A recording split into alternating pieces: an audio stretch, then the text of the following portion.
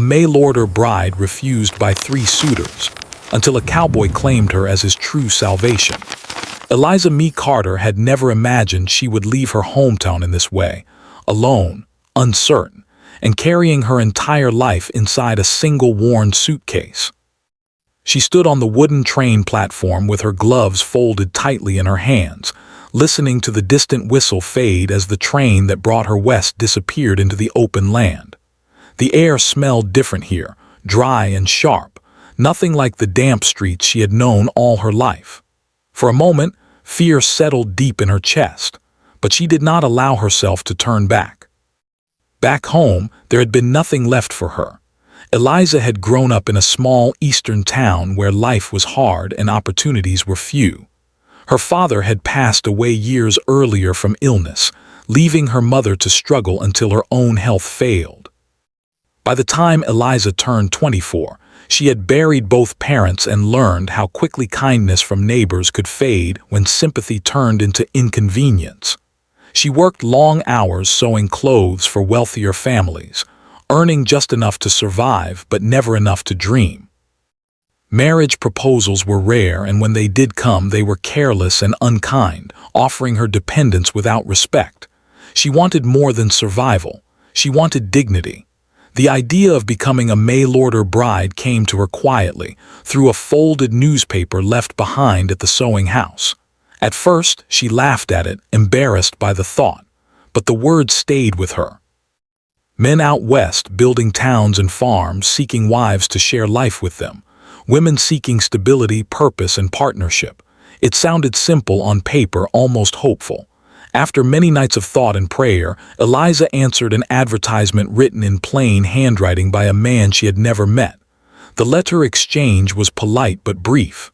No flowery promises, just facts. A town.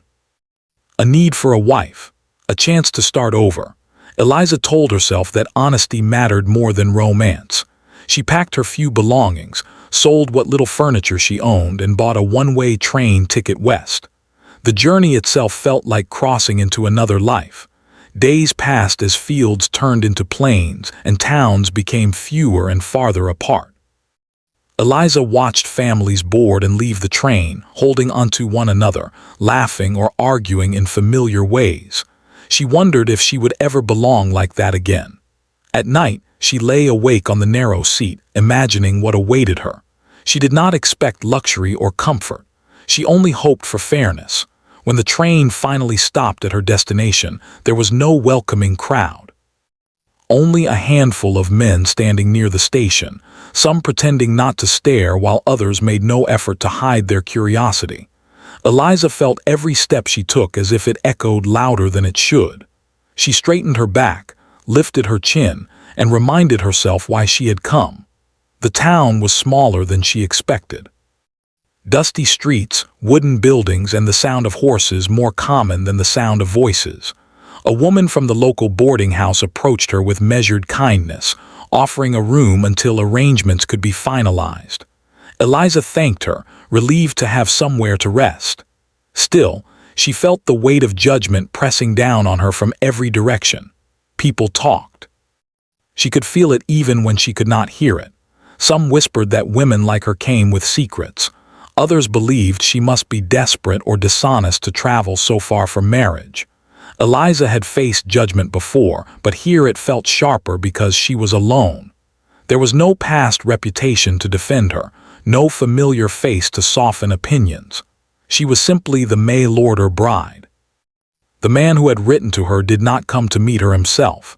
Instead, arrangements were made for introductions to be handled by others in town. Eliza found this unsettling, but she told herself that frontier life worked differently. She was patient. She believed patience was strength. That evening, she unpacked her suitcase in the small room she had been given. Inside were neatly folded dresses, her mother's worn Bible, a photograph of her parents, and a simple hairbrush with a cracked handle. She placed each item carefully, as if order could bring calm to her thoughts. When she sat on the edge of the bed, exhaustion finally caught up with her. She wondered if she had been foolish. But she also remembered the nights she cried quietly in her old room, staring at the ceiling and knowing nothing would ever change if she stayed. This journey, no matter how uncertain, was her choice. That mattered. The next morning, Eliza walked through town to get her bearings. She passed the general store, the small church, and a few homes scattered along the road. Some people greeted her politely, others watched without speaking. Children stared openly, curious and unafraid. Eliza smiled at them, hoping kindness could soften at least a few hearts. By midday, word had spread that the mail-order bride had arrived. Interest grew quickly, though not always in ways that comforted her. Eliza realized she was being measured, compared, and judged by standards she had never agreed to. Some men looked at her as if she were an item to be inspected rather than a person with thoughts and fears. She returned to the boarding house feeling tired, though the day had barely begun. That afternoon, a woman from town came to speak with her, explaining that several men had expressed interest in meeting her. Eliza listened quietly, hands folded in her lap. She was grateful for interest but uneasy about the process. It felt less like being chosen and more like being evaluated. Still, she reminded herself why she was here. As evening approached, Eliza stood by the window of her room, watching the sky turn orange and gold. The land stretched endlessly beyond the town, open and wild. It frightened her, but it also stirred something inside her, a sense that life here was not yet written. That thought gave her comfort. She did not know then how many times her heart would be tested in the days to come. She did not know that rejection would meet her before acceptance, or that loneliness would sharpen before it softened. All she knew was that she had stepped into a new chapter, and there was no turning back. Eliza whispered a quiet promise to herself as night fell. No matter what awaited her, approval or refusal, kindness or judgment, she would not lose herself. She had not traveled all this way to be broken. She had come to be seen. And somewhere in that vast land, though she could not yet imagine it, her life was already beginning to change. Eliza woke early the next morning, long before the town showed signs of movement. The boarding house was quiet, the kind of quiet that made thoughts sound louder. She washed her face with cool water, braided her hair neatly, and chose a plain but clean dress. She wanted to look respectful, not impressive. She had learned long ago that trying too hard often invited the wrong kind of attention. By the time she stepped outside, the sun was just rising, spreading soft light across the dusty street. The town looked calmer in the early hours, almost gentle. Eliza breathed deeply and reminded herself that today would bring her first real test. She had been told that 3 men wished to meet her, each considering marriage. The thought made her uneasy, but she believed meeting them with honesty was the right thing to do. The first meeting was arranged at the home of a respected widow who often helped newcomers settle in. Eliza walked there slowly, her steps careful, her hands folded in front of her. She did not know what to expect, only that she must stay true to herself. The first suitor arrived shortly after she did. His name was Thomas Wilkins, a man in his early 30s with neatly combed hair and a stiff posture. His clothes were clean and pressed, and his boots showed little wear. From the moment he sat down, Eliza sensed that he was measuring her, though he tried to hide it behind polite words. They spoke about simple things at first: the weather, the journey west, life in the town. Eliza answered honestly, choosing her words carefully. Thomas listened but asked few questions about her thoughts or feelings. Instead, he spoke at length about his expectations. He wanted a wife who could host proper gatherings, manage a household without error, and improve his standing in the community. When Eliza spoke of her sewing work and her willingness to learn farm life, he nodded but did not smile. He asked about her education, her manners, and whether she could adapt to a more refined way of living. Eliza felt her chest tighten. She realized he was not interested in partnership, only in appearances. By the end of the meeting, his tone had cooled. He thanked her politely and said he would consider his options. Eliza understood the meaning beneath the words. As he left, she remained seated, her face calm though her hands trembled slightly in her lap. The widow offered kind words, but Eliza could see the disappointment in her eyes. It was the first rejection, and though Eliza had prepared herself, it still stung. She told herself not to take it personally. Still, doubt crept in quietly. The second meeting took place 2 days later. This suitor, Henry Collins, was a broad-shouldered man with a confident voice and a quick smile. He owned land just outside town and was known for his hard work. Eliza felt cautiously hopeful as they met at the general store, sitting near the front where others could see them. Henry spoke warmly at first, praising her courage for traveling alone and starting fresh. He asked about her family, her past, and her reasons for coming west. Eliza answered truthfully, though she noticed how his expression changed when she spoke of her independence and her desire to have a voice in her own life. As the conversation continued, Henry spoke more about himself. He wanted a wife who would follow his lead without question, someone who would stay quiet when decisions were made. When Eliza gently said she believed marriage worked best when both people were heard, his smile faded. He laughed lightly as if she had made a joke, but his eyes told another story. He said strong opinions could cause trouble in a household. He wanted peace, not discussion. Eliza felt her hope slip away. She knew then that he did not want a partner. He wanted control. When they parted, Henry was polite but distant. By evening, word reached the boarding house that he had decided not to pursue the match. Eliza sat alone on her bed, staring at the floor, feeling the weight of another refusal. She wondered if she had spoken too freely, if honesty was costing her chances.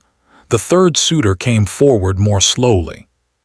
His name was Edward Barnes, a man closer to her age, quiet and reserved. He requested to meet her at the church garden, a place meant for calm conversation. Eliza appreciated the thoughtfulness and arrived hopeful, though guarded. Edward spoke little at first, but he listened closely. Eliza found comfort in his silence and began to feel that perhaps this meeting would be different. They spoke about faith, about starting over, about the challenges of frontier life. For a moment, Eliza allowed herself to imagine that this might be the place where she belonged. But as the conversation deepened, Edward began asking questions that felt less kind. He asked about rumors he had heard, about why she had no family left, about whether her past held things that might bring shame. Eliza felt her face grow warm, not from guilt, but from hurt. She explained calmly, but she could see doubt settling in his eyes. By the end of the meeting, Edward's voice was gentle but firm. He said he believed she was a good woman, but he was not ready to carry the burden of uncertainty. He wished her well and walked away, leaving Eliza standing alone among the flowers. That rejection hurt the most. Over the next few days, Eliza felt the town change around her. Conversations stopped when she entered a room. Glances lingered longer than before. Some people looked at her with pity, others with quiet judgment. She was no longer the hopeful newcomer. She was the woman who had been refused 3 times. The boarding house, once a place of safety, now felt heavy. Eliza spent long hours helping with chores, keeping herself busy to avoid thinking too much. At night, she lay awake, listening to the wind outside, wondering if she had made the wrong choice by coming here. There were moments when she considered leaving. She could return east, find sewing work again, accept a small life and quiet loneliness. But each time the thought surfaced, she felt a stronger voice inside her push back. She had not come this far to surrender at the first sign of pain. Instead, she asked about work. With little money left, Eliza offered her skills where she could. She mended clothes, helped at the church, and assisted families who needed an extra pair of hands. Some accepted her help reluctantly, others warmly. Slowly, she began to carve out a place for herself, not as a bride, but as a woman who contributed. Though rejection had bruised her heart, it also sharpened her understanding. She realized that being chosen without respect was not the future she wanted. If marriage came, it would have to be built on dignity, not convenience. Still, loneliness pressed in during quiet moments. There were evenings when she sat by the window, watching the road, wondering if anyone truly saw her beyond the rumors and failed meetings. She questioned her worth more than once, then reminded herself that worth was not decided by three men. As the days passed, Eliza became more reserved, more careful with her emotions. She stopped expecting kindness and learned to accept it only when it came freely. She did not know that someone had been watching her through all of this, not with judgment, but with quiet understanding. For now, Eliza believed her journey had reached a difficult pause. She did not yet realize that refusal was not the end of her story, but the beginning of something deeper. And though her heart felt tired, it was not broken. She stood steady, even when standing alone. The town moved on with its routines, but for Eliza, each day felt slower than the last. She continued her work quietly, mending clothes, helping in kitchens, and offering her hands wherever they were needed. Some people had begun to accept her presence, though others still watched her with caution. Eliza no longer tried to change their minds. She focused on what she could control: her effort, her manners, and her resolve to stay standing. It was during one of these ordinary days that she first noticed him. He was not someone who drew attention. He did not speak loudly or linger in groups. He came into town from the open land beyond the buildings, his clothes marked by dust and long hours of work. He tied his horse, handled his business quickly, and left. Most people barely noticed him, but Eliza did, not because of anything impressive, but because he never stared at her. His name was Samuel Reed. Eliza heard it in passing from a woman at the general store. She learned he worked cattle for nearby ranches, moving from place to place as needed. He lived simply, kept his word, and rarely involved himself in town matters unless necessary. There was no excitement attached to his name, no rumors, no expectations, just quiet respect. At first, their paths crossed only briefly. Samuel would nod politely if they passed on the street. Eliza would return the gesture, neither of them stopping to speak. It was enough. There was comfort in being seen without being examined. One afternoon, Eliza was asked to deliver mended shirts to a small ranch just outside town. She hesitated, unsure of the distance, but agreed. The walk was long, and by the time she reached the property, the sun was high and her feet ached. She was relieved to see someone working near the fence. Samuel looked up as she approached. He recognized her at once, though his expression did not change. He greeted her simply and listened as she explained why she had come. He offered to take the shirts to the owner himself, saving her the extra walk. His voice was calm, his manner respectful. Eliza thanked him, surprised by the ease of the exchange. There was no awkwardness, no questioning glance, just courtesy. As she turned to leave, Samuel noticed her hesitation. He asked if she was feeling all right. She admitted the walk had been longer than expected. Without making a show of it, he offered her water and a place to sit in the shade for a moment. Eliza accepted, grateful for the kindness. They spoke little while she rested. The silence felt natural, not heavy. When she stood to leave, she felt steadier than she had in days. Samuel wished her a safe walk back and returned to his work without lingering. That small moment stayed with her. Over the following weeks, they encountered each other more often, sometimes at the general store, sometimes near the edge of town. Their conversations remained brief, but there was a quiet understanding between them. Samuel never asked about her past or her failed meetings. Eliza never asked about his. They spoke about weather, work, and the land, and somehow that was enough. Eliza began to notice the way Samuel treated others. He helped without being asked, listened more than he spoke, and kept his promises. Children trusted him. Older folks respected him. He did not seek praise, and that made his actions feel sincere. What Eliza did not know was that Samuel had been watching her long before they spoke. He had seen her walk through town with her head held high, even after the whispers began. He had noticed her steady work and her refusal to complain. He admired her strength, though he did not believe it was his place to interfere in her life. Samuel carried his own past quietly. He had lost people he loved and learned early not to hope for things that might not last. He believed that some men were meant to walk alone, contributing where they could and asking for little in return. Marriage was not something he thought was meant for him. Still, he found himself thinking of Eliza when he was away on long days of work. He wondered if she was managing, if the town had softened toward her. He did not see her as someone to save. He saw her as someone surviving with grace. One evening, a sudden storm rolled in while Eliza was helping prepare a meal at the boarding house. The rain came hard and fast, and the wind rattled the windows. She worried about the clothes she had left drying outside and stepped out to bring them in. The ground was slick, and she lost her footing, catching herself just in time to avoid falling. Samuel, passing by with his horse, saw what happened and hurried over. He did not touch her without asking. He simply offered his arm, steadying her until she regained balance. His concern was clear but not overwhelming. Eliza thanked him, feeling embarrassed but also comforted. He helped her gather the clothes and carried them inside, earning quiet approval from the boarding house owner. When the task was done, he tipped his hat and left, as he always did. That night, Eliza realized something had shifted. She was no longer bracing herself for rejection. She was no longer waiting to be chosen. She felt seen in a way that did not ask her to perform or explain.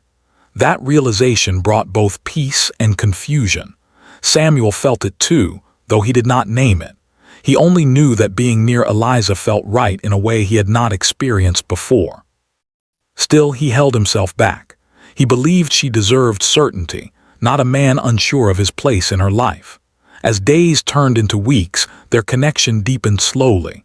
They spoke more often, sometimes walking short distances together before parting ways. Samuel shared small details about his work. Eliza spoke of her sewing and the families she helped. Neither spoke of love, but something steady was forming beneath the surface. The town began to notice. People whispered less about Eliza's rejections and more about her quiet strength.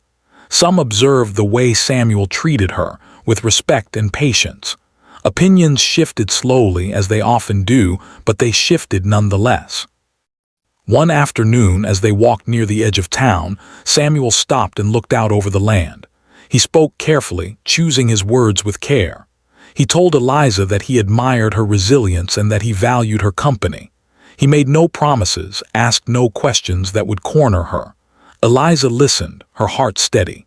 She thanked him for his honesty and told him she appreciated his kindness. There was no rush in their exchange, no pressure to define what they were becoming. For the first time since arriving in the town, Eliza felt hope that did not feel fragile. It did not rise high, but it felt strong. She did not yet know where this path would lead, only that it felt different from the ones she had walked before. And for now, that was enough. The change between Eliza and Samuel did not happen suddenly. It grew in quiet moments, in small choices, and in shared understanding.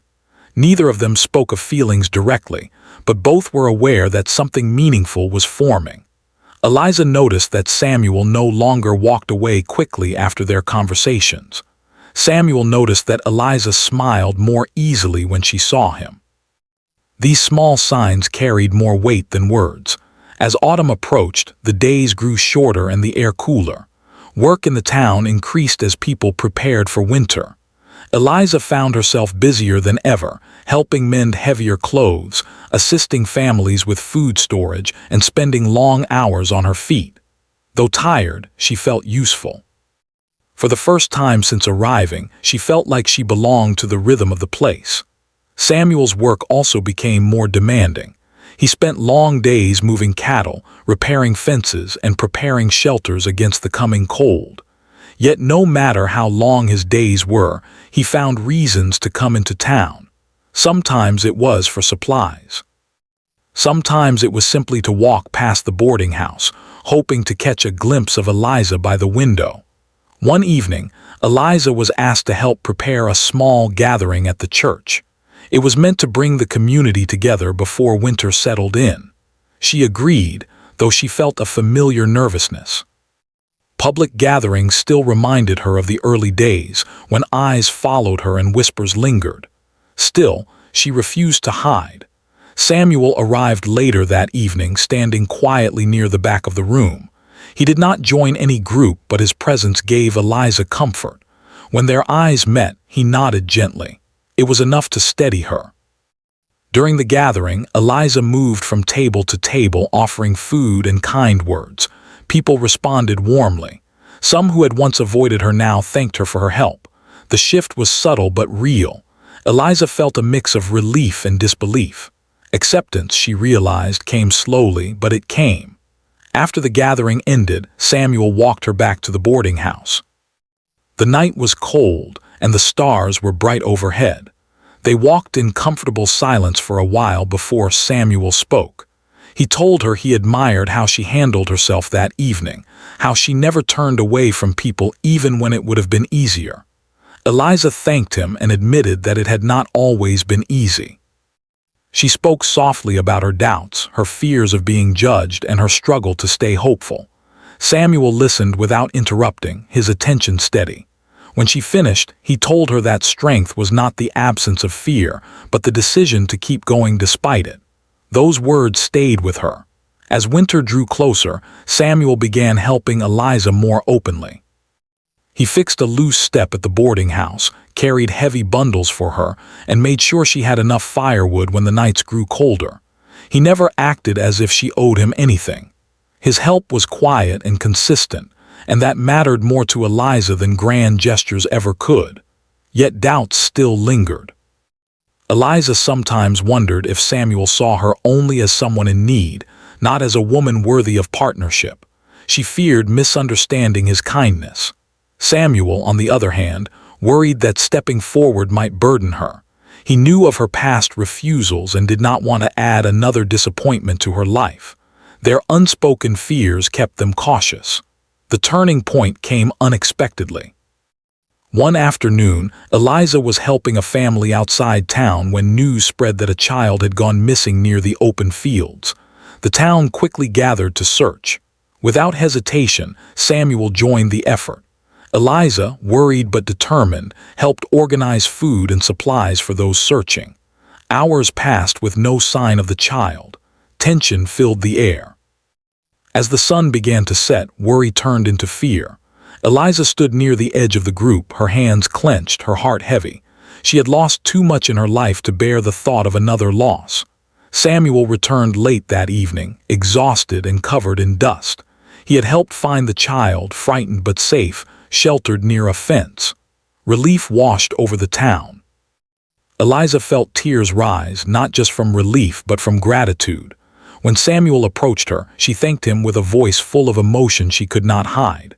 For the first time, she saw how deeply he cared, not just for her but for others. In that moment, something shifted inside her. She realized that Samuel was not simply a kind presence in her life. He was someone she trusted completely. Later that night, Samuel walked her home again.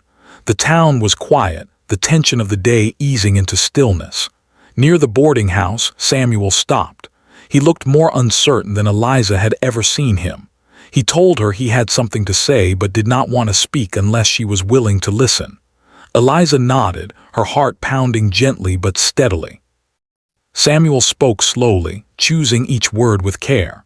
He told her that he respected her strength, her independence, and her honesty. He said he had not approached her earlier because he did not believe himself worthy of offering what she deserved. He had lived a life of quiet work and solitude, and he feared that was all he could give. Eliza listened, her eyes never leaving his. When he finished, he made no request. He did not ask her to decide anything. He simply wanted her to know the truth of how he felt. Eliza took a moment before speaking. She told him she had come west hoping for a chance, but what she found instead was herself. She admitted that being refused had hurt deeply, but it had also taught her what she would no longer accept. She told him that his respect and patience meant more to her than any promise made too quickly. She did not give him an answer that night. Instead, she asked for time. Samuel agreed without hesitation. In the days that followed, Eliza thought carefully about what she wanted. She considered the men who had rejected her and the reasons behind their decisions. She compared that to how Samuel treated her, without judgment, without pressure, and without expectation. She realized that love, or whatever form it took, did not need to be loud to be real. One evening, Eliza found Samuel repairing a fence outside town. She approached him calmly, her decision made. When he noticed her, he stood and waited, saying nothing. Eliza told him she was willing to walk forward with him, not because she needed saving, but because she chose partnership. She said she did not need perfection, only honesty and shared effort. Samuel's relief was quiet but clear. He nodded, his voice steady as he thanked her for trusting him. He promised to offer her the same respect she had shown him. They did not celebrate loudly. There were no sudden announcements or dramatic changes, but from that day on they faced the world side by side. The town noticed again. This time, the whispers carried warmth instead of doubt. Eliza felt stronger than ever, not because someone had claimed her, but because she had chosen a life built on mutual respect. And Samuel, who had long believed himself unworthy of connection, found purpose not in rescuing someone, but in standing beside her. Their journey was not finished. Challenges still lay ahead, but they stepped into the coming winter with steady hearts, knowing they would face whatever came together. And for the first time since Eliza arrived in that dusty town, the future felt open, not uncertain but full of quiet promise. Winter arrived slowly, then all at once. The mornings grew colder, frost settling over the ground like a thin white blanket. Smoke rose from chimneys earlier each day, and the town moved at a quieter pace. Eliza felt the change not only in the air, but inside herself. Life was no longer something she faced alone. Her decision to walk forward with Samuel did not change her overnight. She was still careful, still thoughtful. Trust, she knew, was built through actions repeated over time. Samuel understood this without needing explanation. He never rushed her, never assumed more than what had been offered. That patience strengthened what they were building. They spent more time together now, often working side by side. Eliza helped Samuel prepare his small home for winter, mending thick blankets, organizing supplies, and learning the rhythms of life outside town.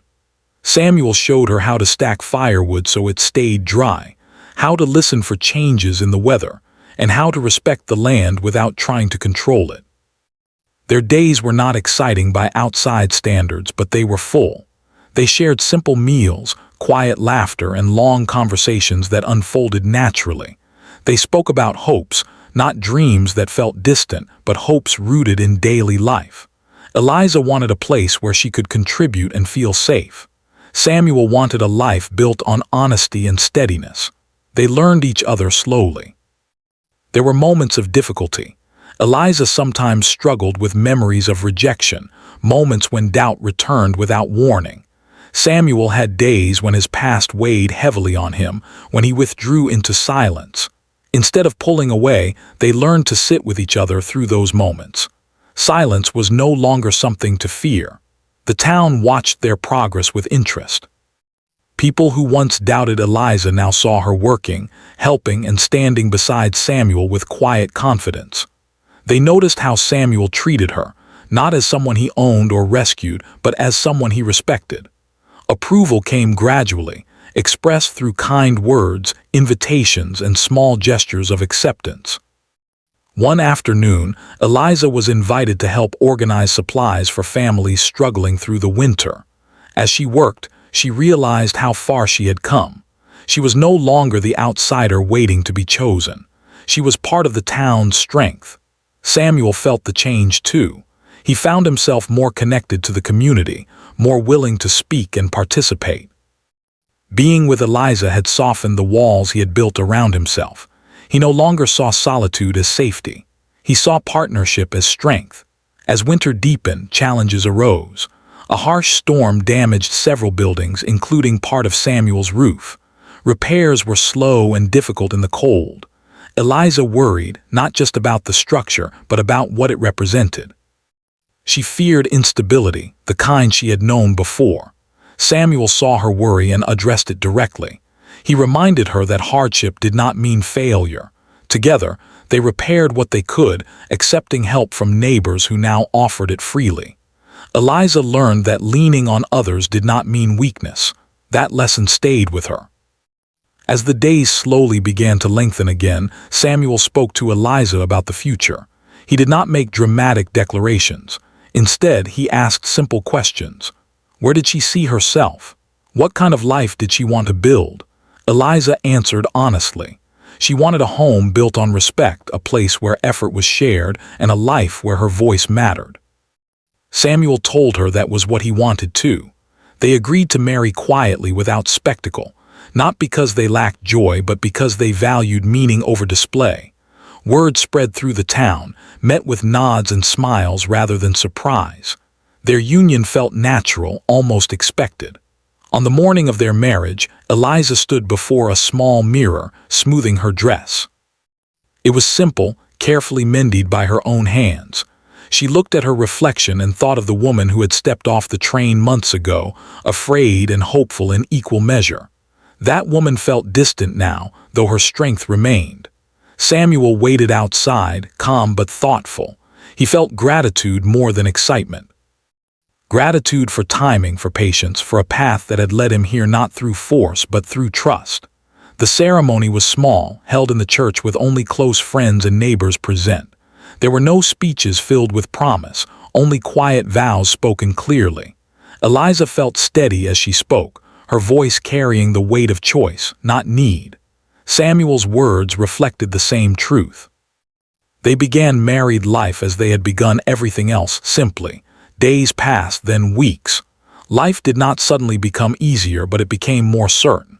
They worked, planned, and supported one another. Eliza continued her sewing and community work. Samuel maintained his responsibilities, now with a shared purpose. There were moments of joy in unexpected places, a successful harvest, a shared laugh after a long day, a quiet evening by the fire, listening to the wind without fear. These moments became the foundation of their life. Eliza often reflected on the path she had taken. Being refused by 3 men had once felt like failure. Now she saw it as guidance. Those refusals had protected her from lives that would not have honored who she was. They had cleared the way for something real. Samuel sometimes wondered how close he had come to missing this life by staying silent. He learned that offering himself honestly had been a risk worth taking. Together, they grew not into something dramatic, but into something solid. Years later, newcomers arrived in town, carrying their own hopes and fears. Eliza made a point to welcome them, remembering how it felt to be judged before being known. She offered kindness without condition. Samuel supported her quietly, proud of the woman she had always been. Their story became one told without embellishment. A woman who came seeking a chance. A man who offered respect instead of rescue.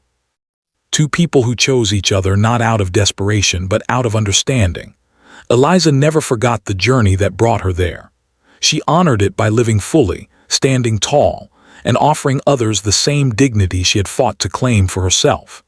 And Samuel, once convinced he had little to offer, learned that being steady, honest, and kind was more than enough. Their salvation was never found in being saved. It was found in choosing and being chosen, with open eyes and steady hearts.